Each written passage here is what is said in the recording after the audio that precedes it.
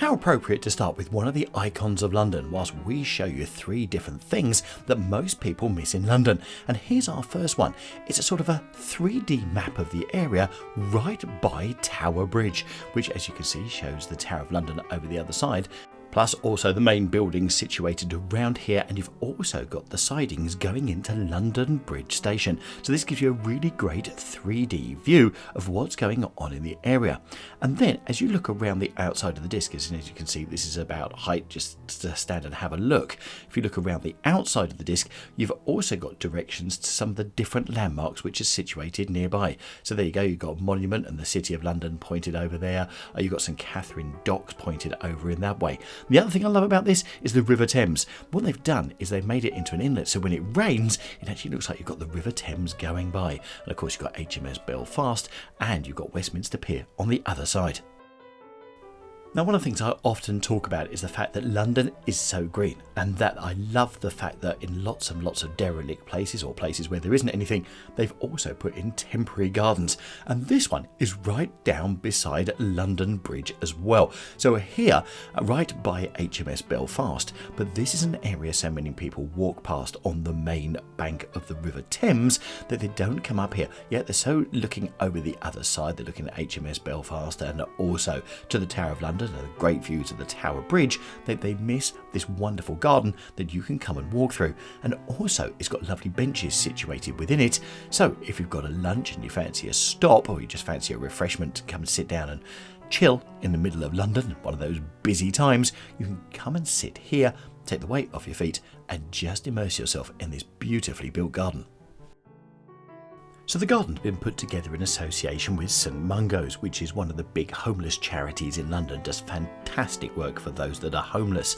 And also this garden was actually included within the Chelsea Flower Show back in 2022, and it won a silver award. So at the end of that, they took it, transplanted it and put it here, right in the centre of London for all to enjoy. But I wonder how many people actually do. I love the fact too that they've actually labelled up some of the plants as well, so as you're walking through you can get a bit of knowledge on some of the plant life, which sort of fits in with the Chelsea Flower Show theme.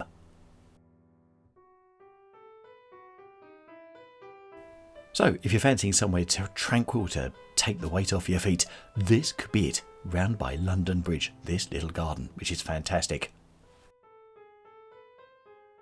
And we go from this little garden to a nice big open space. Yes, open spaces being our theme with these last 2 that are here. And here we're at Paddington Basin. So Paddington Basin is the name given to this canal basin and its surrounding area, which is right by Paddington Station in the Paddington area of London.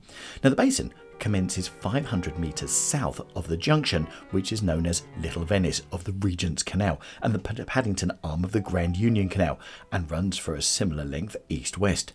It was opened originally in 1801, with Paddington being chosen as the site of the basin because of its position on the new road, which led to the east, providing wood for onward transport. So the ships would come in, they'd unload it, and they'd get onto transportation and off they'd head. Now, in its heyday, the basin was a major transshipment facility and a real big hive of activity. Since the year 2000, the basin's been the centre of major redevelopment as part of the wider Paddington Waterside scheme and is surrounded by all of these modern buildings. Back in the year 2000, they decided that the basin wasn't going to be used for the transportation and as a wharf anymore. So what they did was they drained, cleaned and repaired the basin. And then in the latter half of the 20th century, the basin attracted small and medium-sized commercial offices and is partly lined by specialist and private healthcare wings of the St Mary's Hospital. Then the basin became home to a wide range of companies, including that of Marks and Spencer's, which had moved its head office from Baker Street. The development around Paddington Basin, which we're looking at here, is creating 2 million square feet of offices, homes, shops and leisure facilities. So what you've also got here on the basin is you've got lots of floating platforms, so you can walk out onto those, come and have a seat with the flowers, as you can see I've done here. The boat, which is to the left, is a restaurant which opens up at night, plus you've got various other restaurants around as well. So one of the things I wouldn't do is get in the water because it's probably pretty dirty and pretty silty, but as you can see, a lot of the river has actually been, the canal has actually been built over. And then as you walk back down towards Paddington Station, you've got various barges.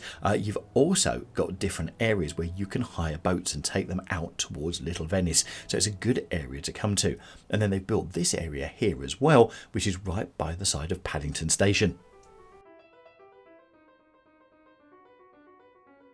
In the middle of summer, they have lots and lots of street food places and vans, etc., where you can come and get food. So during the summer months, this is a great place to come.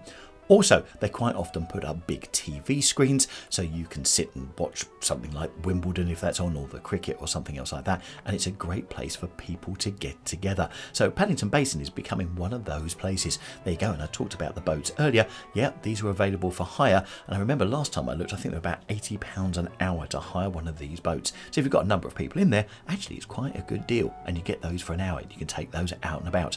And also, if you've seen our video on Little Venice, you'll know that there's a tunnel, so you can whip down there as well. And actually, I'm going to put that video in the top right hand corner. So if you enjoyed Little Venice, click on the video in the top right hand corner and we'll see you in there.